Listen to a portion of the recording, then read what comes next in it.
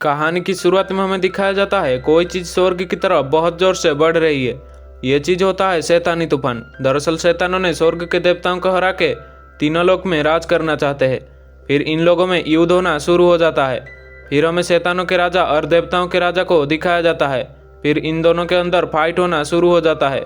जो शैतानों का राजा होता है वो देवताओं के राजा ऊपर हावी हो रहा होता है, लेकिन उतने में देवताओं का राजा एक बड़ी सी ड्रैगन में परिवर्तन हो जाता है, जिससे वो इस शैतान को मारने वाला होता है। लेकिन तभी उस किंग का बहन आ जाता है और कहता है इसे मत मारो भैया।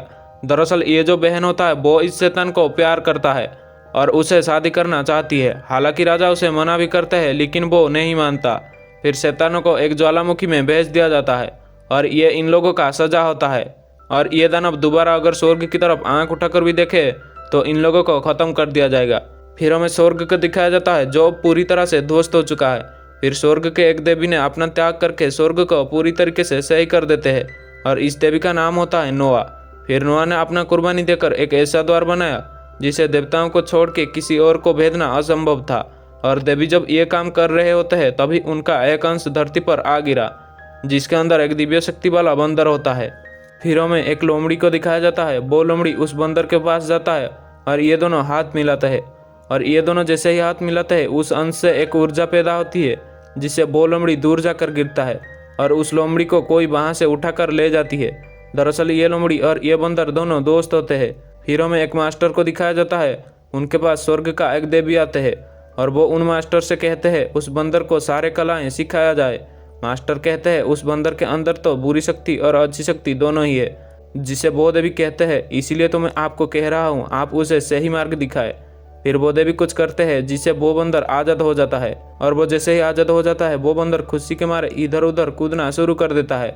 फिर वो एक जगह पे जाता है जहाँ पर बहुत सारे बंदर होते हैं। फिर वो एक पेड़ के ऊपर चढ़ता है और उन सभी बंदरों के लिए सारे फल गिराता है। उसकी नज़र एक तितली पर पड़ती है जिसे वो पकड़ लेता है और पकड़ते पकड़ते नीचे गिरता है। वो अपना मुट्ठी जैसे ही खोलता है वो तितली हिल नहीं रहा होता है। फिर वो मास्टर कहते हैं वो तितली मर चुका है और वो मास्टर उसे जिंदा कर देते हैं, जिससे वो बंदर बहुत ज़्यादा खुश हो जाता है और मास्टर से कहता है मुझे भी ये कला सीखने है। मास्टर उसे अपने साथ अपने आश्रम में लेकर चले जाते हैं। फिर वो मास्टर उस बंदर का नाम देते हैं मंकी किंग। फिर मास्टर मंकी किंग को आश्रम का सभी नियम बताते हैं और सारे कलाओं को सिखाते हैं, जैसे रूप बदलने की कला।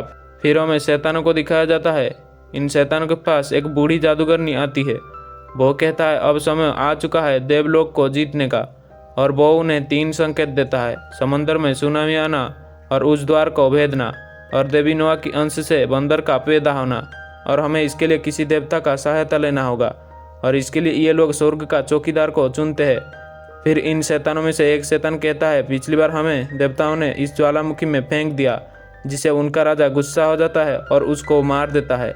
फिर हमें मंकी किंग और सभी शिष्यों को दिखाया जाता है जो रूप बदलने की कला सीख रहे होते हैं, लेकिन मंकी किंग एक पेड़ के ऊपर सो रहा होता है।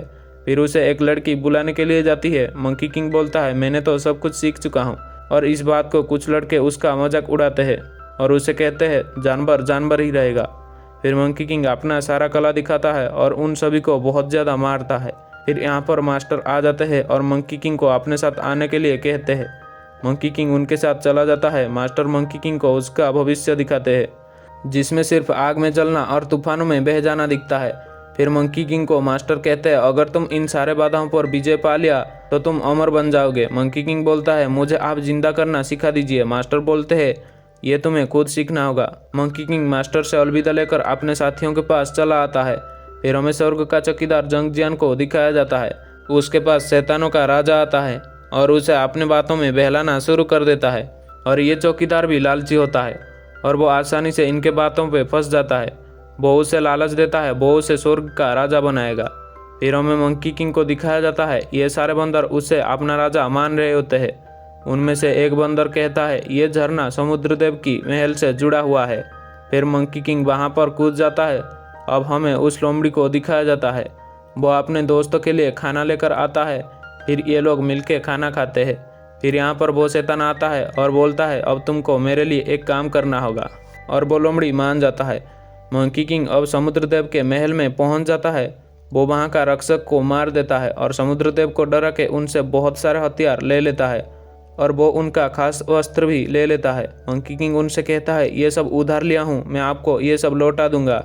मंकी किंग जा रहा होता है तभी उसकी नज़र एक खंभे पर पड़ता है। समंदर देव उसे कहते हैं यह खंभा समंदर को शांत रखता है, लेकिन मंकी किंग उनकी बातों को नहीं मानता और उस खंभे को उखाड़ लेता है और वहाँ से एक छड़ी निकलती है और ये होता है मंकी किंग का हथियार। उस खंभे को उखाड़ने की वजह से समंदर में सुनामी आ जाती है। ये शैतानों के लिए दूसरा संकेत होता है। वो लोमड़ी अपने साथियों के साथ हुगो पर्वत पर पहुंच जाता है और इन लोगों को कुछ बंदर पकड़ लेते हैं और अपने राजा मंकी किंग के पास ले आते हैं। मंकी किंग उसे पूछता है तुम कौन हो? वो लोमड़ी कहता है मैं तुम्हारा बचपन का साथी हूँ। फिर मंकी किंग उसे पहचान लेता है। वो लोमड़ी कहता है कल वाली सुनामी में हमारा घर उजड़ गया। मंकी किंग उसे कहता है तुम हमारे साथ यहीं पर रहोगे। फिर मंकी किंग उसे अपने साथ लेकर एक जगह पे चला जाता है। मंकी किंग कहता है तुम यहीं रुको, मैं अभी आया। फिर हमें स्वर्ग में समुद्र देव को दिखाया जाता है, जो राजा के पास मंकी किंग के बारे में बताने आया होता है। जंगजियान उसे पूछता है क्या हुआ। समुद्र देव उसे सारे बात बताते हैं। फिर जंगजियान उनसे कहता है इतनी छोटी सी बात राजा को बताने लायक नहीं और इसे मैं ही देखता हूँ। फिर वो एक देवता को उसे पकड़ने के लिए भेजता है।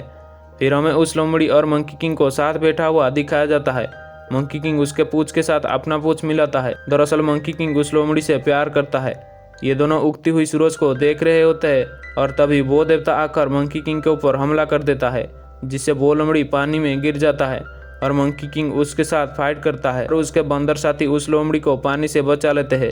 वो देवता मंकी किंग को पकड़ लिया होता है, लेकिन उतने में शैतानों का राजा आकर उसे छुड़ा लेता है और वो मंकी किंग को दिलासा देता है वो उसका दोस्त है। और वो शैतान कहता है मेरे सामने अन्याय हो, मैं ये नहीं देख सकता। फिर हमें दिखाया जाता है जंगजियान को, जो राजा के सामने मंकी किंग के बारे में बता रहा होता है। फिर यहाँ पर मास्टर आ जाते हैं और कहते हैं वो देवता का ही एक अंश है, इसलिए उसके साथ देवता जैसा व्यवहार करना चाहिए। फिर राजा कहते हैं उसे माफ़ कर दीजिए मास्टर। शैतानों का राजा मंकी किंग को कह रहा होता है कि तुम्हारा जगह यहाँ नहीं है, तुम्हारा जगह ऊपर स्वर्ग में है। लेकिन मंकी किंग कहीं पे जाने के लिए नहीं मान रहा होता है और वो लोमड़ी कहता है स्वर्ग में जिंदा करने की कला सिखाया जाता है।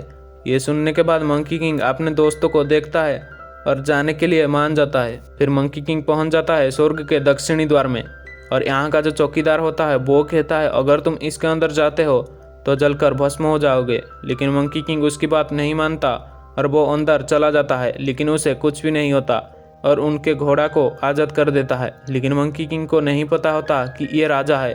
फिर वो उनसे कहता है मुझे राजा से मिलना है। फिर राजा बोलते हैं मैं हूँ राजा। मंकी किंग राजा से बोलता है मुझे जिंदा करना सीखना है। फिर राजा बोलते हैं इसके लिए तुमको घोर तपस्या करनी पड़ेगी और इससे पहले तुमको जीवन मृत्यु का रहस्य जानना होगा। फिर मंकी किंग को यहाँ पे घोड़ों का देखभाल करने की उपाधि दी जाती है। फिर मंकी किंग को अस्तबल में ले लिया जाता है। मंकी किंग वहाँ पे शरारत कर रहा होता है, तभी वहाँ पे जंगजियान आता है और वहाँ पर जितने भी घोड़े होते हैं सभी घुटने के बल झुक जाते हैं और वो मंकी किंग को झुकने के लिए कहता है, लेकिन मंकी किंग मना कर देता है, जिससे वो मंकी किंग को इशारा करके सभी घोड़ों को बहुत मारता है और मजबूरी में मंकी किंग को सभी घोड़ों को छोड़ना पड़ता है। वो घोड़े जैसे ही वहाँ से निकलते हैं खुशी के मारे इधर उधर दौड़ने लगते हैं।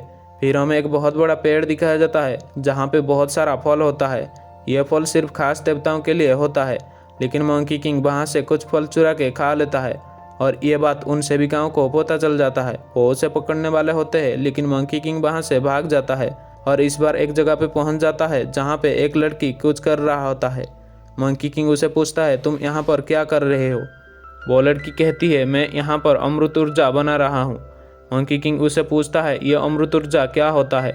वो लड़की कहती है यह अमृत ऊर्जा पीने से शक्ति कई गुना बढ़ जाती है और ये सिर्फ महाराज के लिए बनाया जाता है। फिर वो लड़की वहाँ से चला जाता है और यह होता है जंगजियान। दरअसल जंगजियान मंकी किंग को पसंद नहीं करता। वो किसी भी कीमत पर उसे किंग के सामने दोषी साबित करना चाहता है, लेकिन मंकी किंग वहाँ से नहीं जाता और वो उस चूल्हे के ऊपर जाकर बैठ जाता है और ये बात मास्टर को पता चल जाता है और वो अपनी जादुई रस्सी के सहारे उसे बांध देते हैं। और इतने में यहाँ पर जंगजियान और कुछ सिपाही आकर मंकी किंग को बंदी बना लेते हैं और मंकी किंग को बहुत ज़्यादा मारते हैं।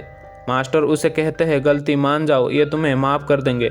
लेकिन मंकी किंग कहता है मैंने यहाँ पर अमृत ऊर्जा चुराने नहीं आया था। जंगजियान उसे कहता है अगर हिम्मत है तो उस चूल्हे के अंदर कूद जाओ। मास्टर उसे ऐसा करने से मना करते हैं, लेकिन मंकी किंग उनका बात नहीं मानता और अंदर कूद जाता है। वो जैसे ही अंदर जाता है वो मायावी रस्सी जल के भस्म हो जाता है। फिर मंकी किंग वहाँ पे जितने भी अमृत ऊर्जा होते हैं उन सभी को अपने अंदर खींच लेता है और शक्तिशाली बनकर बाहर आता है। जंगजियान और मंकी किंग फाइट करते हैं और इस बार मंकी किंग ने जंगजियान को बहुत ज़्यादा मारता है और वहाँ से निकल पड़ता है अपने पर्वत पर। वो जब अपने पर्वत पर पहुँचता है तो देखता है उसके पर्वत को जला के ध्वस्त कर दिया गया है और वो जब नीचे आता है देखता है उसके सभी साथियों को मार दिया गया है और उसमें उसका प्यार लोमड़ी भी मारा गया होता है। ये सब देखने के बाद मंकी किंग जितना गुस्सा उतना ही दुखी हो जाता है। फिर वो अपने साथियों को एक एक करके एक गड्ढे के अंदर डालता है और एक जगह पे बैठकर उन सारे पुराने बातों को याद कर रहा होता है। तभी यहाँ पर शैतानों का राजा आता है और कहता है ये सब स्वर्ग के सिपाहियों ने किया है। दरअसल ये सारा काम उन शैतानों का होता है, लेकिन मंकी किंग को ये बात पता नहीं होता। फिर वो शैतान मंकी किंग को देवताओं की तरफ युद्ध के लिए उकसाता है और मंकी किंग भी गुस्से से जाता है और वो पहुंचता है दक्षिणी द्वार पे। वो उस द्वार को तोड़ देता है और उस द्वार टूटने से स्वर्ग पे जो कवच था वो भी टूट जाता है। अब मंकी किंग और देवताओं के अंदर युद्ध होना शुरू हो जाता है। मंकी किंग अपने अंदर से कई सारे मंकी किंग को निकलता है और ये सभी मिलकर देवताओं के साथ युद्ध कर रहे होते हैं। तभी देवराज एक बड़ी सी ड्रैगन में परिवर्तन होकर मंकी किंग के साथ लड़ना शुरू कर देते हैं। देवराज मंकी किंग को समझाने की कोशिश करते हैं, लेकिन मंकी किंग किसी की बात सुनने को तैयार ही नहीं था। फिर वो शैतान भी यहाँ पर आ जाता है और इस बार शैतान बहुत ज़्यादा शक्तिशाली होता है। मंकी किंग देखता है उस शैतान उनके मास्टर को मार रहा है। ये देखने के बाद मंकी किंग सब धीरे धीरे समझता है और उसे अपनी गलती का एहसास होता है। फिर मंकी किंग उस शैतान के साथ लड़ना शुरू कर देता है। कुछ समय लड़ने के बाद वो शैतान एक बड़ी सी दानव में परिवर्तन हो जाता है और मंकी किंग भी एक बड़ी सी बंदर में परिवर्तन होकर उसे हरा देता है। देवराज एक जगह पे अकेले बैठे होते हैं और स्वर्ग पूरी तरह से ध्वस्त हो चुका है। मंकी किंग उनके पास जाता है और उनको पूछता है स्वर्ग ठीक होने में कितना समय लगेगा। फिर राजा कहते हैं ये ठीक होने में 200 से 300 साल लग जाएगा। फिर हमें लास्ट में दिखाया जाता है मंकी किंग के पास भगवान बुद्धा आते हैं और उसे अपने 5 उंगलियों वाले पर्वत में कैद कर देते हैं और उसे कहते हैं तुम अपनी गलतियों से जब सीखोगे तब जाके तुम आज़ाद हो जाओगे।